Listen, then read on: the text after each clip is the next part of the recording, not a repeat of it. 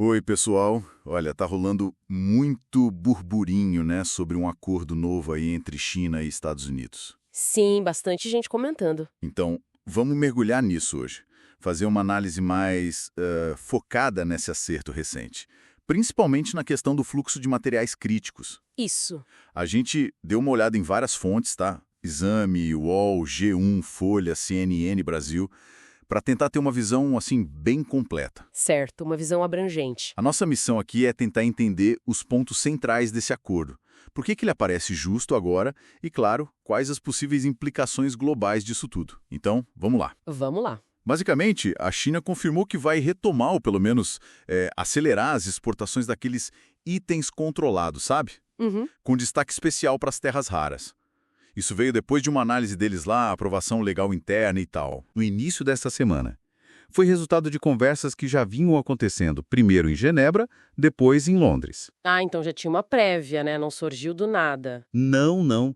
Já vinha sendo costurado. E aí entra um ponto que é, assim, fundamental.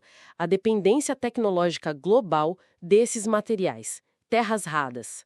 O nome até meio, né, exótico, É mas verdade. são a base de muita tecnologia que a gente usa todo dia. Estamos falando de componentes, tipo, essenciais para smartphones, computadores, Nossos gadgets todos. todos eles. E mais, baterias de veículos elétricos, equipamentos militares super avançados e até para energia renovável, como as turbinas eólicas. Nossa, é muita coisa mesmo. Muita coisa. E a China tem um domínio, assim, impressionante em quase toda a cadeia, desde tirar da terra até processar. Os que eles impuseram antes, como exigir licenças a partir de abril, olha, criaram gargalos reais, bem complicados para as cadeias de suprimento globais. Imagina o sufoco para algumas indústrias. Total. Pensa no impacto, de repente fabricar desde um celular até uma turbina eólica ficou mais difícil, mais caro. Faz todo sentido essa preocupação global, então.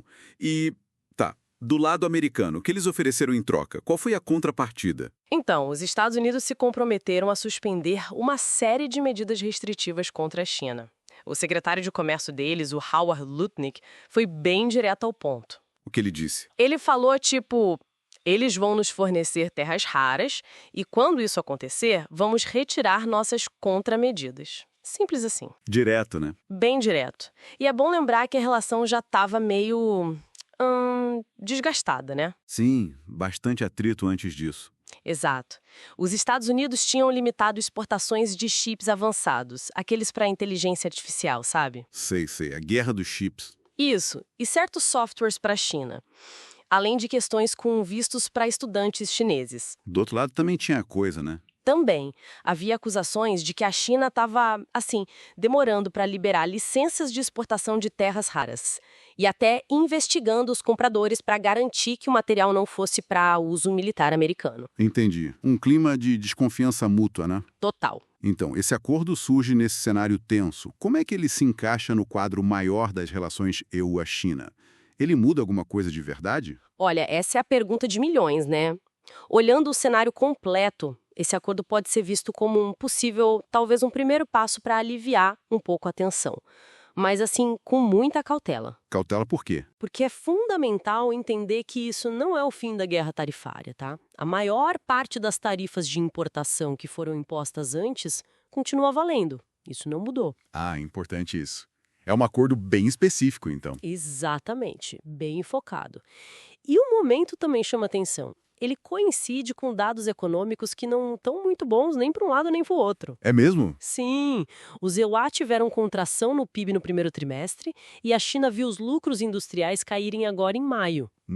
Interessante essa coincidência. Pois é, então pode ter um cálculo pragmático aí, sabe? Uma tentativa de estabilizar pelo menos um ponto crítico da relação num momento em que os dois estão com desafios internos. Faz sentido. Uma trégua tática, talvez. Pode ser. Os mercados, aliás, reagiram bem no começo, deram um sinal positivo. E essa movimentação com a China, ela acontece num contexto mais amplo de negociações comerciais dos Estados Unidos. Certo? Lembro de ter lido algo sobre um prazo, envolvendo outras tarifas. Sim, tem isso também. Havia uma intenção, que foi declarada pelo governo Trump, de tentar fechar acordos com outros parceiros comerciais importantes até 9 de julho. Dia 9 de julho. Tá perto. Sim, e esse prazo estava ligado à possibilidade de reimpor tarifas mais altas que tinham sido suspensas lá em abril. Ah, entendi.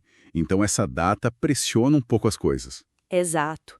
Adiciona uma camada de complexidade, de pressão, embora assim a Casa Branca já tenha sinalizado que talvez possa estender esse prazo, né? Mas mostra como essa negociação específica com a China sobre terras raras se encaixa numa dinâmica bem maior e mais tensa da política comercial americana. Entendi. Então se a gente juntar as peças aqui, qual o resumo da ópera? Juntando as peças, o que a gente tem é um acordo bem específico mesmo. China libera terras raras, EUA suspende algumas medidas restritivas pontuais. O benefício mais óbvio, mais imediato, é aliviar um gargalo crítico nas cadeias de suprimento globais. Isso não é pouca coisa, claro. Não mesmo? Contudo, se a gente olha a floresta, e não só a árvore, as grandes tensões comerciais e principalmente as tensões tecnológicas entre os dois países, elas continuam bem presentes. Firmes e fortes. Ou seja, é um alívio pontual. Isso talvez um alívio tático, como você disse. E o que fica para a gente pensar daqui para frente? Qual a reflexão final? Olha, fica uma pergunta importante no ar, né?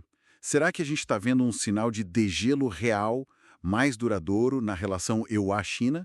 Ou foi só um ajuste tático conveniente para os dois lidarem com pressões econômicas internas e esses gargalos logísticos imediatos? E a competição estratégica continua por baixo. Exatamente. Enquanto a competição estratégica por tecnologia, por recursos, continua firme nos bastidores e, claro, pensar nos efeitos disso para outros países. O resto do mundo observando. Com certeza, as nações que dependem desses mesmos materiais ou que se veem ali no meio dessa disputa geopolítica certamente estão acompanhando cada movimento com muita, muita atenção. É um capítulo novo que se abre, mas essa história ainda está longe de acabar.